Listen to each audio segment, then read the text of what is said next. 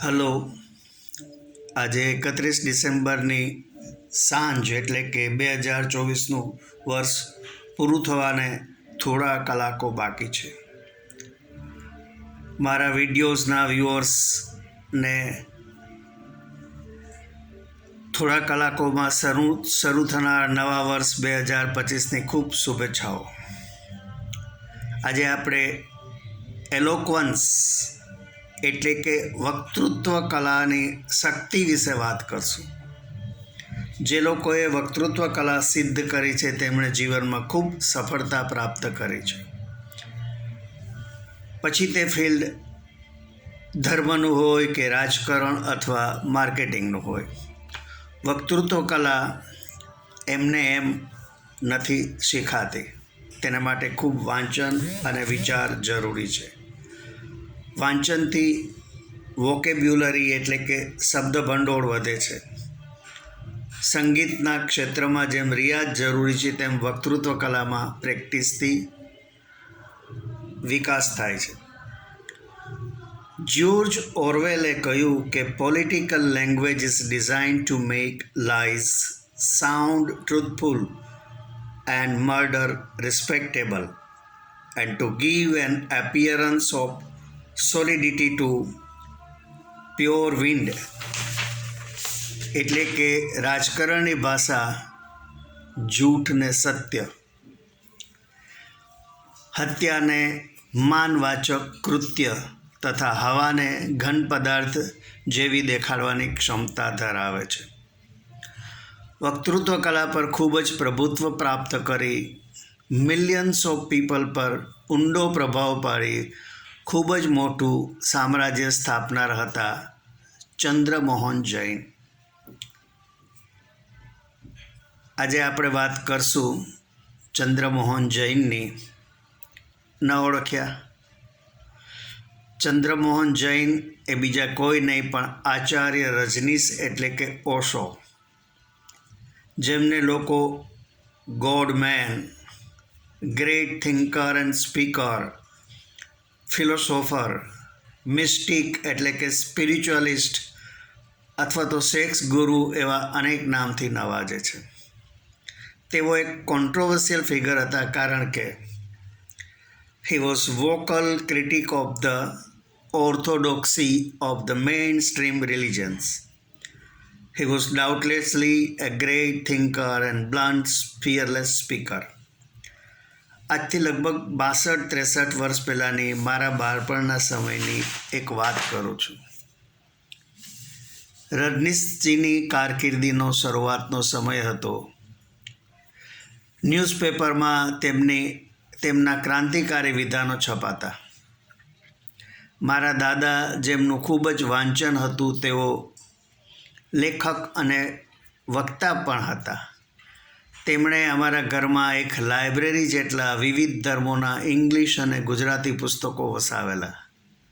તેઓ રામાયણ, મહાભારત, ગીતા ઉપરાંત કબીર શું કહે છે, બુદ્ધ અને મહાવીરના ઉપદેશ, પારસી, ઇસ્લામ, ઈસુ ખ્રિસ્ત વગેરે અન્ય ધર્મોના ઉપદેશ પણ સમજવા પ્રયાસ કરતા હતા.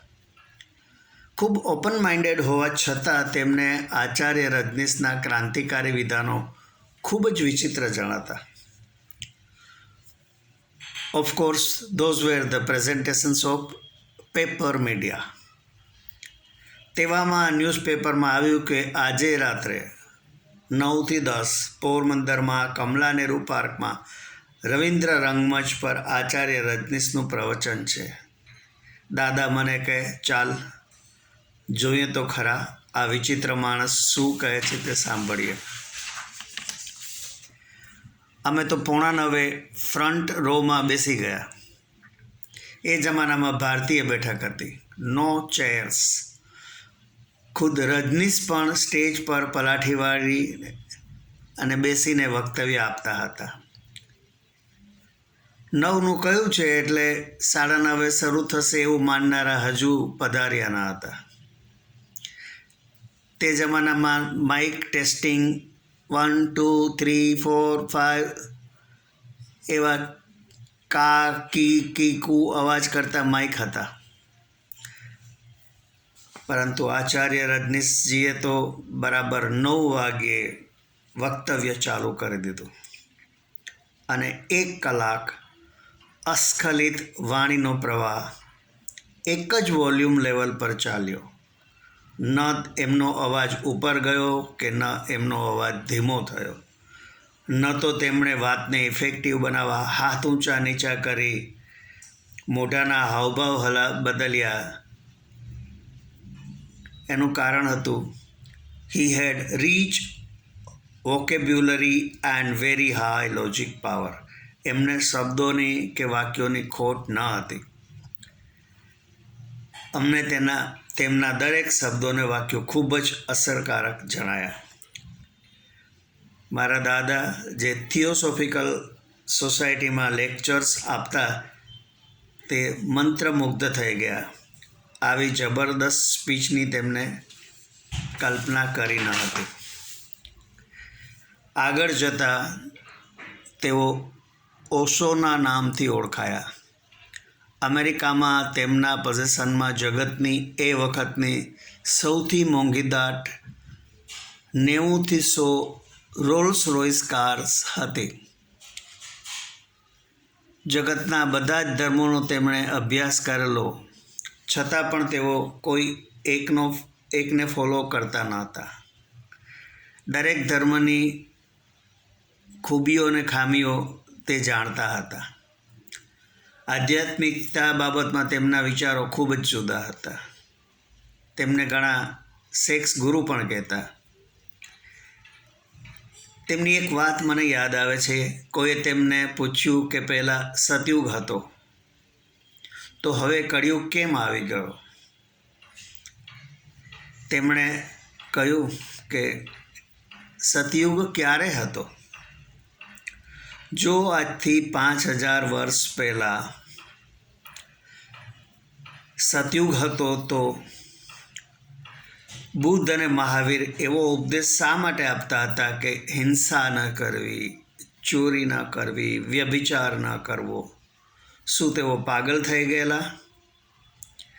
એનો અર્થ એ જ છે કે ત્યારે પણ આ બધી જ અનૈતિક પ્રવૃત્તિઓ ચાલતી હતી, પરંતુ વસ્તી ખૂબ જ ઓછી હોવાને કારણે તેનું પ્રમાણ ઘણું ઓછું દેખાતું. હ્યુમન બિહેવિયર તો હંમેશા સરખું જ રહ્યું છે. યુગ તો જે હતો તે જ છે. વસ્તી વધતા પ્રમાણ વધારે દેખાય છે.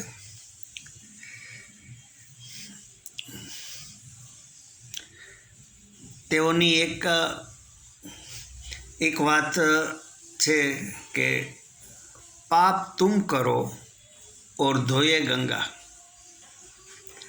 किसे बेवकूफ़ बना रहे हो?